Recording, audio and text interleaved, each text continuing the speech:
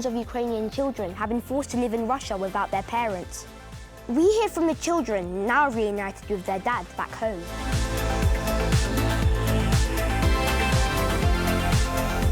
Also coming up, and what is the government's Foreign Secretary doing to help children caught up in war?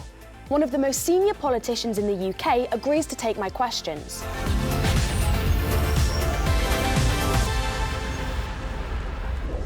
Welcome to FYI, the show where we bring you all the latest news and all the big stories. And this week, there's a couple of stories that caught our attention.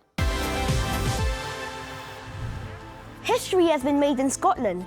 Hamza Yusuf became the country's new First Minister. Hamza is the first Muslim to take the top job and said he was a proud Scot. He felt like the luckiest man in the world to take over the role as the head of the Scottish government from Nicola Sturgeon. I will dedicate every waking moment to serving you, the people of Scotland. A report by the Children's Commissioner, who investigates issues affecting young people, revealed nearly 3,000 children were stopped and searched by police in England and Wales from 2018 to mid-2022. The report showed that black children are more likely to be searched. Now we found out that police are only allowed to search children if they are suspected of a serious crime, with a parent or guardian with them in a police station. But it seems these rules have not always been followed. The government and children's charities are demanding an explanation.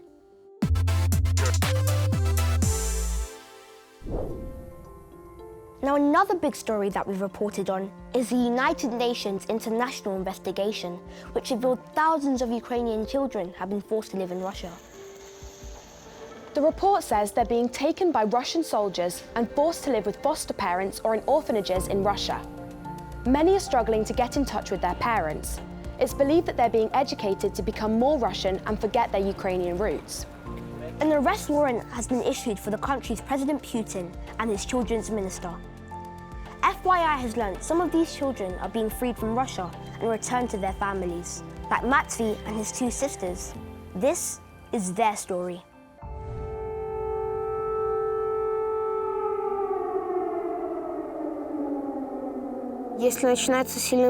Whenever there was a loud explosion, we ran to the corridor, which had 3 or 4 walls. This made it almost invincible. No windows, nothing. This was the safest place. We drew.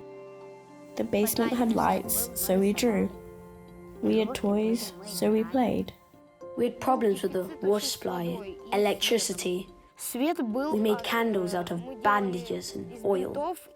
We used them to light up the room. Matvey's father Yevhen was captured by Russian forces in the Ukrainian city of Mariupol, which has seen some of the worst fighting of the war. Yevhen was put in jail, and Matvey and his 2 sisters were taken to Moscow and put into a camp. When they took my dad away, I tried not to think about it. Nobody explained anything to us.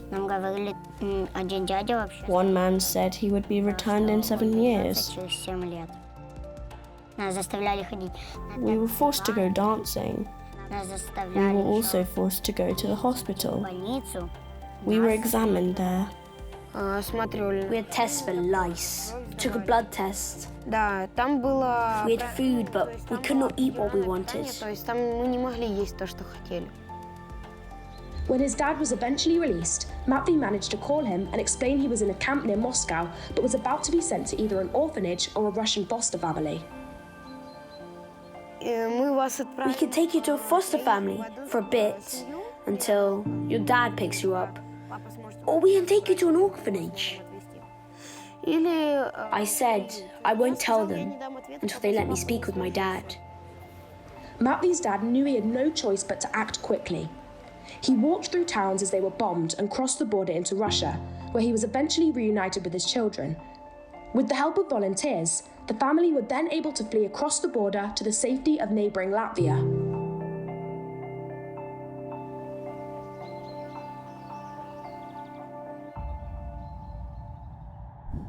It's an incredible story. I mean, I'm so happy that they're back safe with their dad. Yeah, I mean, it's amazing they're all reunited.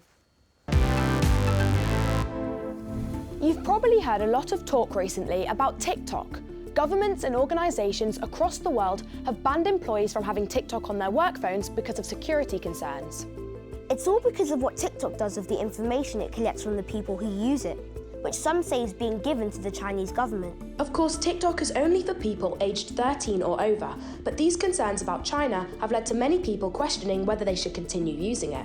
Well, we're going to be talking more about China later with one of the most influential politicians in our government, the Foreign Secretary. But first, what exactly is going on with TikTok and what does it mean for us? Well, we decided to ask an expert. Matt Navarro is a social media expert and he's come to answer some of our questions. Hi, Matt. Hey. So, Matt, why has the UK government and others decided to ban TikTok?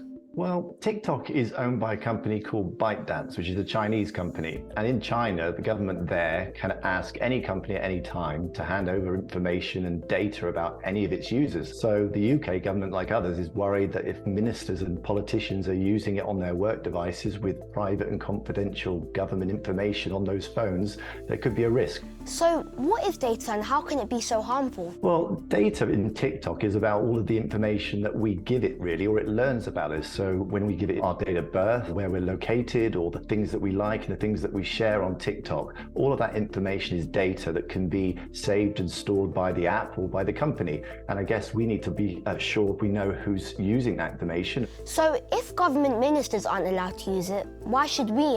Should we be worried? I don't think that we need to be worried too much. The government is thinking about the ministers with all of the government information, which is going to be some of it private and confidential and important. And for everyday users like me and you, it's not so much of a concern because what we're doing on the app, although it's not unimportant, it probably isn't as interesting to the likes of a Chinese government. Well, thank you so much for joining us, Matt. Time now for me to meet one of the UK's most important politicians, the Foreign Secretary James Cleverly. He agreed to talk exclusively to FYI about his job and all the things that are keeping him busy at the moment. So what does the Foreign Secretary do and why is it an important job? So the Foreign Secretary is, in large part, I think, the face and the voice of the UK on the world stage. My job is to talk to other governments, protect British nationals when they're overseas and try and improve the relationship between the UK and other countries around the world. One of the things that must be at the top of your agenda is the war in Ukraine. So shouldn't we be doing more to help the Ukrainians? We were one of the first countries in the world to provide military equipment support to the Ukrainians and training before the full-scale invasion in February of last year. But also British families have taken Ukrainian refugees into their homes. And we've provided over £200 million of humanitarian support and £2.3 billion of military aid. The UK's relationship with China has long been questioned because of how it treats its own people, and it's one of the biggest contributors to climate change. And despite the UK and several other countries banning any trade with Russia until it stops its invasion of Ukraine, China has announced a massive trade deal with Russia to help its economy. China's President Xi Jinping seems to be getting very close with Russia's President Putin. So are you worried about China getting involved with all of this? We've made it clear that we would be completely opposed to China supporting Russia militarily. The response we've had from China is that they're not intending to do that, and I hope that they stick to their word. So do you see China as a threat to world peace? China is a powerful, wealthy, influential country on the world stage, but China has behaviours, or is conducting behaviours that we are deeply opposed to. But we are always looking at ways to engage with China to try and improve the relationship between the UK and China and try to influence China to take a better, a more positive path. Climate change is a huge threat to all of us, so do you think we're doing enough to encourage other countries to cut down on their carbon emissions? Well, actually, your question's right in saying that it's not just about what we do domestically in the UK, it's about what we do internationally. Over the last decade, China has emitted more greenhouse gases, more carbon emissions than the UK has done since the Industrial Revolution. So that's the kind of scale that we're talking about. But how can we lecture other countries when we're building new coal mines and gas and oil fields? It's not just lecturing other countries, it's helping other countries. There's no point in us pointing to countries and say, you should change your behaviour. What we need to do is to say, look, we are going to help you. So why are we building new coal mines and not using renewable energy then? Well, the renewable energy doesn't work all the time, and it doesn't work in every circumstance. And actually, we want to be in a situation where we never have to burn a single ounce of coal ever again. We are not quite there yet. In Iran, women and girls are staging protests about having more freedom, freedom to live more freely and wear what they want to wear. So do you support these women and girls? And if so, what are you doing to help them? I've made it clear to the Iranian authorities they should listen to their own women. These women are demanding only what is completely legitimate, and that is to be respected within their own country. And of course, we support their aims. So do you think that's enough? Well, look, the work to make the lives of women and girls better around the world, whether it be in Syria, Afghanistan or anywhere else, will never be finished. It's something that we're going to have to work on every single day in every single corner of the world. Inspired to take his artwork to new heights, this artist has launched his first art exhibition into space. This out-of-this-world exhibition features a balloon dog sculpture and a golden breakdancing astronaut alongside a 360-degree camera to capture the journey into space. Cool! So Scarlett, are you a fan of the Roald Dahl books? Well, they're just absolute classic books. I think almost all kids read them growing up, and some of them are now movies. My favourites were always James and the Giant Peach and Charlie and the Chocolate Factory. Well, some of his books have been tweaked and re-released because some people think the language just isn't appropriate for today. Yeah, well, not everyone's happy about that. Some people think we should learn from the mistakes of the past rather than get rid of them completely. Well, publishers say they will continue to offer the original books, where there are actually loads of new versions of his work, including the revolting rhymes film, which I went to see accompanied by a live orchestra. Check this out.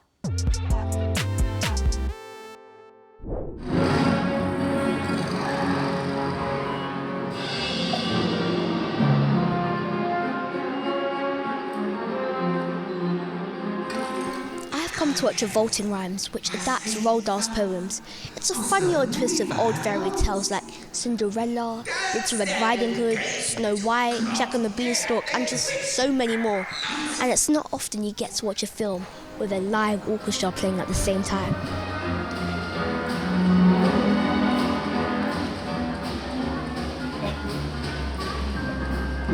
We have to be very quiet because they're performing right now. But you see that man all the way down there? That's a conductor. His job is to make sure the orchestra plays everything at the right time. How often do you conduct music performances for kids? Well, I probably do about 5 or 6 a year. I like having kids in the audience because they let you know what they think. If you're an adult audience, they're all completely silent. You've got no idea. So what's the most difficult thing you have to do as a conductor that people don't really know about? It's just being a focus for all of that talent, really, all of that skill, just in one place so that we're all doing the same thing for the same reason. And actually, that's the reason that it's great to watch, because you see 50 people, I can't think of anywhere else, where you have 50 people, there's not that many people on a football pitch, who are really coming together to achieve one thing. And that's great to see, I think, and lovely to do.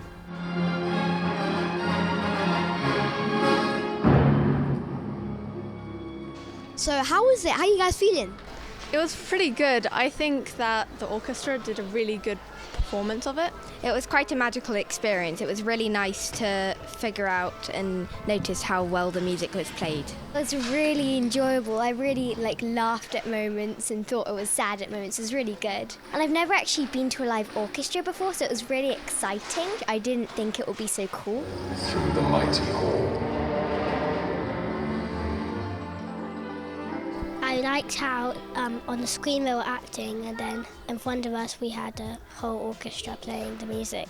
The difference is it's better because they're actually really there and you get to see them. Very impressive. They must have had a long time of training. I just don't really know how they keep all those notes in their head. Roald Dahl's books, poems, films are universally loved. They've been around for so many generations. And until now, I wasn't really keen on seeing a live classical music show, but now I might go see a bit more.